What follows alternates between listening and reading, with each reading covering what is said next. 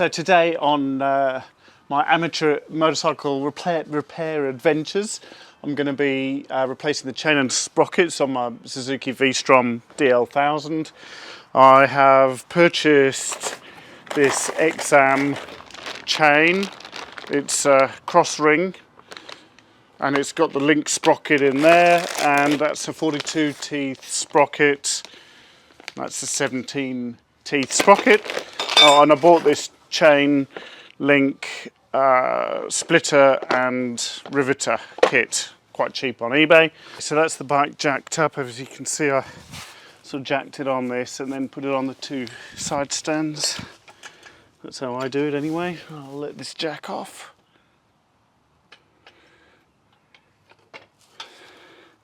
Strap the clutch to the front handlebar. Okay, take off the clutch slave.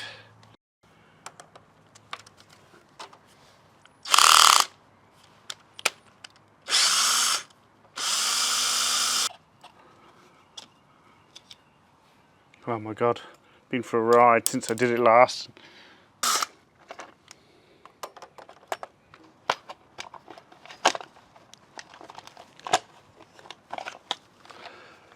So this is a 32 millimeter socket, and as you can see I've got a really long bar. I'm going to try and get this off. I've just got it in gear. I'm hoping I don't have to, or I'll put my foot against the tyre. I'm hoping this will give it enough pressure.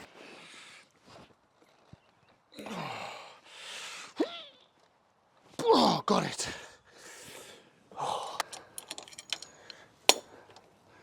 Okay, what's that? All right, now this is a 36 millimeter socket.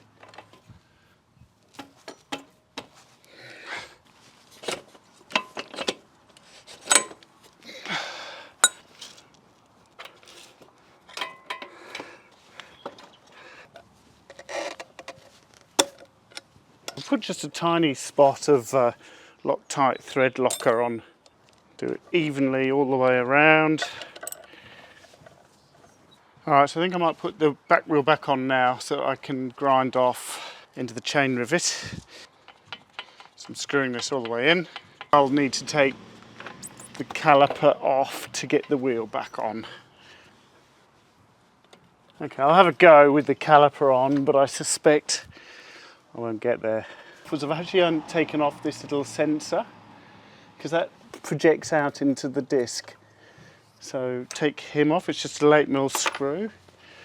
And now I need a 12 on, oh it's a 10 on that side. And a 14 over here. And then the part caliper should come away. There we go. I'm ready to shove my spindle back in, which is all greased up and ready to go.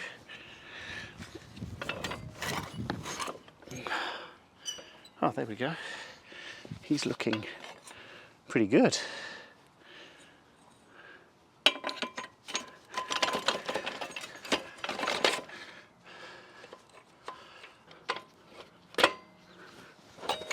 Excellent. Okay, the wheel is at least in place. So now this is the old chain, but I'm just going to put it on the sprocket. So I'm going to grind off the top of one of these rivets so that I can then use the rivet tool to press it out.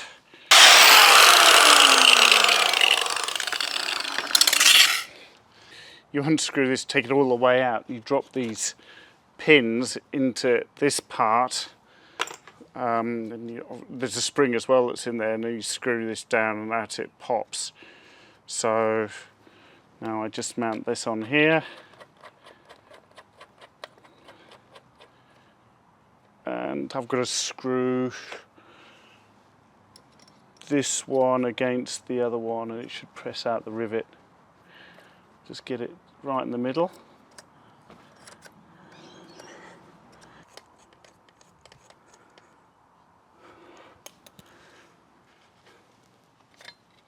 Okay, so here's the old sprocket, which I think you can see the teeth are very like shark tooth, jagged, compared to the new one.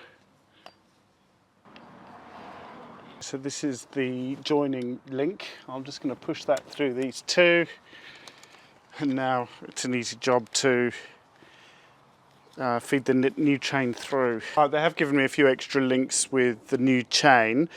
I don't want to set the wheel all the way to the front because you need some space to be able to get the chain back on. So now we're ready to put the link on. Just going to give it some grease, more grease on this side, and then the O-rings.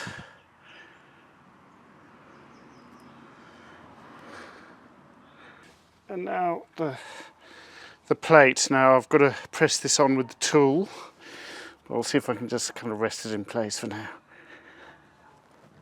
Okay. All right. This one with the slot down the middle goes on the bottom. That'll go on the back. This one goes on the front. I don't really need to screw this in, but I will. So that slot on the back one fits around the rivets, and then we just kind of press it on. Actually takes quite a bit of pressure to push the plate on.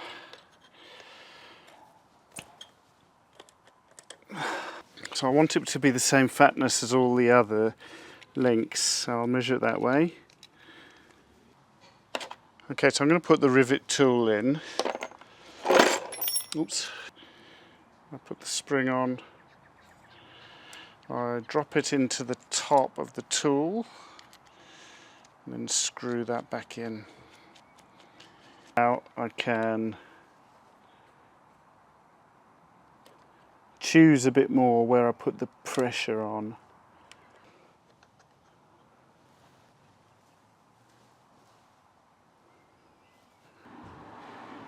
Yeah. If anything, this one's squashed on a little bit more than the others, but I think it'll be okay. Now to do the riveting. So with the riveting, I pop that tool out, and there's what's called anvils in the kit. Get one that's the right size. I think it'll be the bigger one. So that just little bit there fits in the bottom. Now what I need to do is just measure the diameter of these rivets. This isn't the best measuring tool, but it'll suffice. Okay, so it's exactly 5 mil, so it should be 5.5 mil once it's splayed out.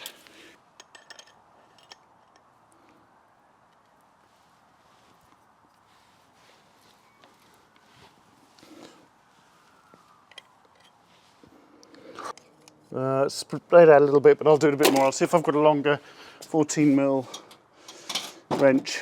And I've also put a slightly smaller anvil in the bottom because I wasn't sure that it was pressing against the other end of the rivet or the plate of the chain link.